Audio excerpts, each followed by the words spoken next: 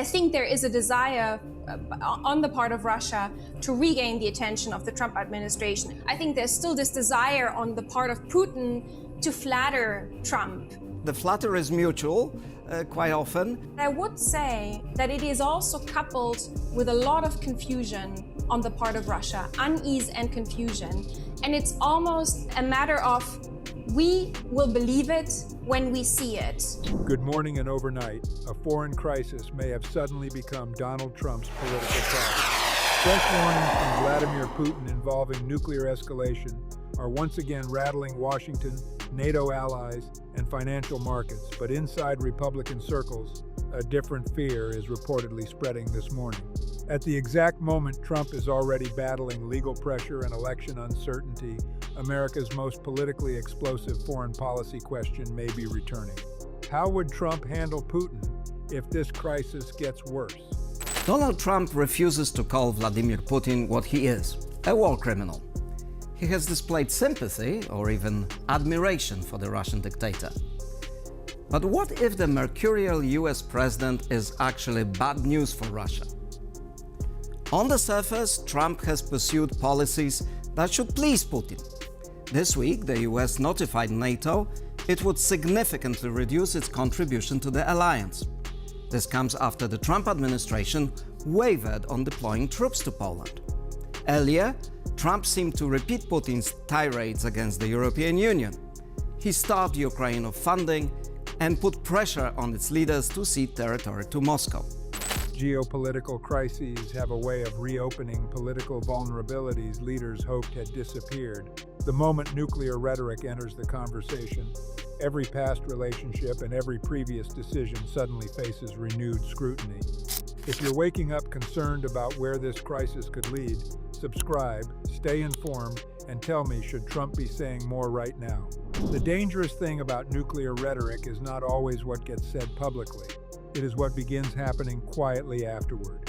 Allies start calling one another, military planners start reassessing risks, financial markets become nervous, and political leaders suddenly find themselves forced into conversations they hope to avoid. That appears to be exactly what is happening this morning. After Vladimir Putin reportedly renewed warnings involving possible escalation tied to expanding Western military involvement, concerns spread quickly across parts of Europe and Washington. NATO officials are reportedly monitoring developments closely. Lawmakers are demanding stronger messaging, and foreign policy analysts are warning that even rhetorical escalation between nuclear powers carries consequences. Because history teaches an uncomfortable lesson. Words matter when nuclear weapons exist, especially when those words come from Moscow. But what makes this story politically explosive for Donald Trump is not only the threat itself, it is the timing and the history attached to it. For years, Trump's relationship with Putin has remained one of the most politically sensitive areas of his public image. Critics repeatedly accused him of appearing unusually deferential toward the Russian president. Supporters argued Trump maintained pragmatic diplomacy designed to reduce conflict. That argument may suddenly become much harder to manage because moments of geopolitical fear change expectations. Americans stop asking abstract foreign policy questions. They start asking immediate ones. Who sounds strong? Who sounds clear? Who sounds prepared for a crisis? And according to growing criticism this morning, some opponents believe Trump has not responded forcefully enough to Putin's latest rhetoric. Fair or unfair, perception matters, especially during moments involving national security. While those NATO foreign ministers meet in Sweden, Russia is conducting some of its largest nuclear exercises in years, aimed at testing the readiness of its nuclear forces in the event of aggression. Foreign policy crises compress political timelines. Leaders are judged quickly, sometimes unfairly, because uncertainty creates anxiety. The public instinctively looks for clarity, decisiveness, and visible control when geopolitical danger suddenly rises. That pressure appears to be building behind the scenes, because, according to political sources, Trump advisors are reportedly working urgently to shape messaging, attempting to avoid reopening damaging political narratives involving Russia, while also preventing criticism that Trump appears too cautious during a moment of global tension. That balancing act is politically brutal. respond too aggressively, and critics accuse Trump of inconsistency. Respond too softly, and old questions return immediately. Questions about judgment, questions about closeness to Putin, questions Republicans had hoped were safely behind them. Iran-Russia power play exposes Trump's crumbling global grip. America still has the biggest war machine, but the world no longer fears it the same way. One of the hardest realities in politics is this: crises rarely create vulnerabilities. They expose vulnerabilities that were already sitting quietly beneath the surface. And this morning, that old Russia vulnerability may suddenly be back in ways Trump's political team never wanted to revisit. What makes this situation politically dangerous for Trump is not simply what Vladimir Putin said. It is what those words threaten to reopen. Because inside Republican politics, there's been a quiet effort over the last several years to move beyond the Russia narrative, move beyond investigations, move beyond old headlines, move beyond the endless political argument over whether Trump handled Putin too carefully, too personally, or too differently than other American presidents.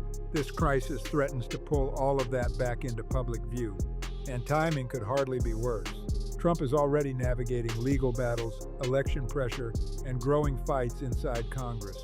Add a geopolitical crisis involving Russia, especially one carrying nuclear implications, and suddenly the political environment becomes dramatically more complicated. Why? Because foreign policy fear changes political expectations. Voters who may ignore legislative arguments or courtroom developments often pay attention when words like nuclear escalation enter the national conversation. Fear sharpens attention, and when fear rises, leadership gets judged differently. Americans begin asking difficult questions quickly. What would Trump actually do here? Would he confront Putin aggressively? Would diplomacy come first? Would allies trust American leadership? And perhaps most politically uncomfortable of all, has Trump been too reluctant in the past to criticize Moscow directly? Supporters strongly reject that criticism. They argue Trump's relationship with Putin helped prevent larger conflict, pointing to moments where diplomatic unpredictability may have discouraged escalation. Critics see the exact opposite. They argue Trump repeatedly avoided direct confrontation with Putin even during moments of significant international tension. And this morning, that old argument is returning at exactly the wrong moment. International crises reactivate political memory. Voters suddenly revisit older events through the lens of present fear. A leader is no longer judged only on current words. People begin reassessing past decisions as evidence of how future crises might be handled. That dynamic may explain why reports describe growing urgency inside Trump's political orbit. Because advisors reportedly understand something uncomfortable. This story is no longer only about Putin. It is about trust. Trust in judgment. Trust in decisiveness. Trust in whether Trump can reassure voters during an international security scare. And reassurance matters because uncertainty spreads quickly. When nuclear language enters political discourse, even indirectly, the standard for leadership rises immediately. Citizens instinctively look for confidence and clarity because geopolitical ambiguity makes people deeply uneasy, especially in Washington, which may explain why, behind closed doors this morning, Trump allies reportedly sound increasingly focused on one challenge: containing the political fallout before a foreign crisis becomes a domestic liability. The deeper political fear surrounding Trump this morning is not necessarily what Vladimir Putin has already said. It is what happens if the crisis gets worse, because geopolitical escalation changes politics quickly, very quickly. One alarming statement becomes military positioning. Military positioning becomes emergency diplomacy.